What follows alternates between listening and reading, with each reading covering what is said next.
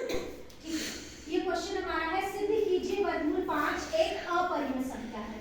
Prove that square root 5 is an irrational number. सबसे पहला step इसके अंदर यही होगा कि हम क्या करेंगे, सिद्ध कीजिए की जगह माना लिख देंगे, प्रूव दैट की जगह लेट लिख देंगे, माना वर्गमूल 5 एक परिमेय संख्या, अ हटा देंगे, यहां से इन हटा देंगे, तो अपरिमेय की जगह क्या हो जाएगा, परिमेय संख्या है।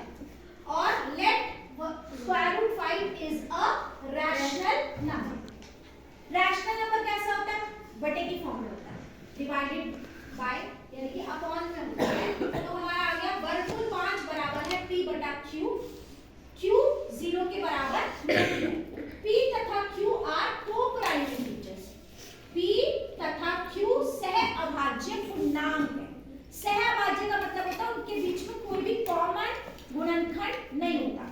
गुणनखंड मतलब किसी भी कॉमन नंबर से वो भाग नहीं हो सकते, तो वो आपको ढूंढना है। इसका कंट्राडिक्शन हम लेकर आएंगे। अब क्या किया, वर्गमूल 5 के नीचे कुछ नहीं है, इसका मतलब 1 है, क्रॉस मल्टीप्लाई करेंगे। क्रॉस का मतलब है इसको इससे गुणा और इसको इससे गुणा। वर्गमूल 5 को q से मल्टीप्लाई किया, वर्गमूल 5 q आ गया, और p को हमने 1 से मल्टीप्लाई किया तो p आ गया। अब ये आ गया हमारे पास। अब नेक्स्ट एम है कि स्क्वायर रूट यानी कि वर्गमूल को हटाना है। हटाने के लिए हम क्या करेंगे, दोनों और इसका स्क्वायर कर देंगे, स्क्वायरिंग बोथ साइड्स, दोनों और स्क्वायर वर्ग कर देंगे, दोनों वर्ग कर दिया हमने स्क्वायरिंग बोथ साइड्स, यानी कि ब्रैकेट लगाया, ऊपर स्क्वायर का बराबर p का भी स्क्वायर। यहाँ ब्रैकेट लिखने का मकसद ये है क्योंकि यहाँ पर दो चीजें है ना, तो दोनों का स्क्वायर है, इसीलिए ब्रैकेट लगाया है ताकि दोनों का याद रहे हमें स्क्वायर करना है। वर्गमूल 5 का स्क्वायर 5 होता है, इसीलिए क्या लिख दिया 5, और q का स्क्वायर q स्क्वायर ही रहेगा, is equal to p square. अब इस साइड 5 है, इसका मतलब होता है कि ये भी 5 से भाग हो रहा है और ये भी 5 से भाग हो रहा है। यहाँ तो दिख रहा है ना, तो इसको लिखने की जरूरत नहीं है। यहाँ पे 5 ऑलरेडी है, तो इसको लिखने की जरूरत नहीं है। जिस साइड 5 नहीं है उसके बारे में बात करें, तो हम क्या लिखेंगे, p square is divisible by 5। तो हिंदी में p स्क्वायर 5 से भाज्य है। अब p इज डिविजिबल, अगर स्क्वायर डिविजिबल है तो उसके स्क्वायर हटा दोगे तो वो भी डिविजिबल होगा। p is divisible by 5, p 5 से भाज्य है।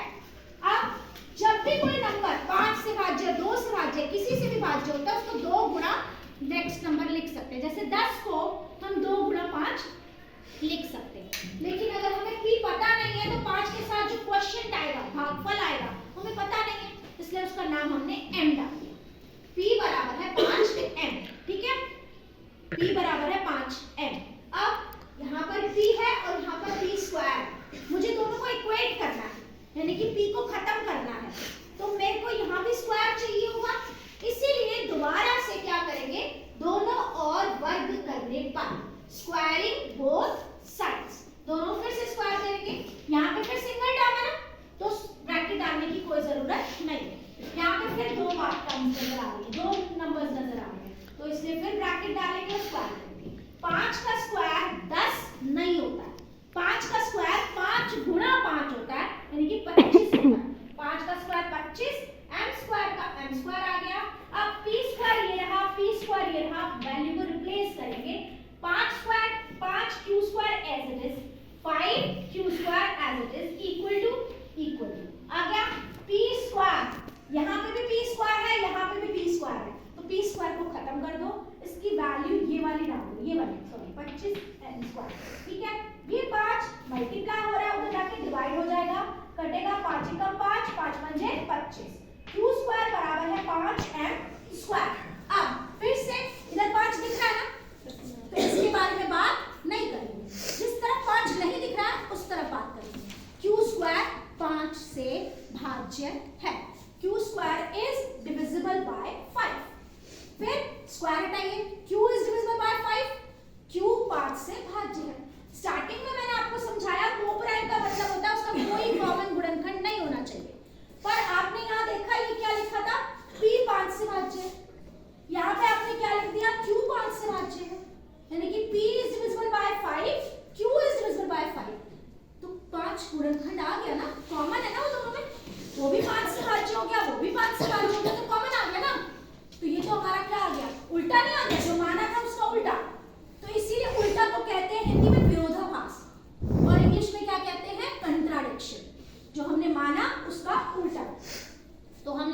लिखेंगे, यह हमारी कल्पना का विरोधाभास है।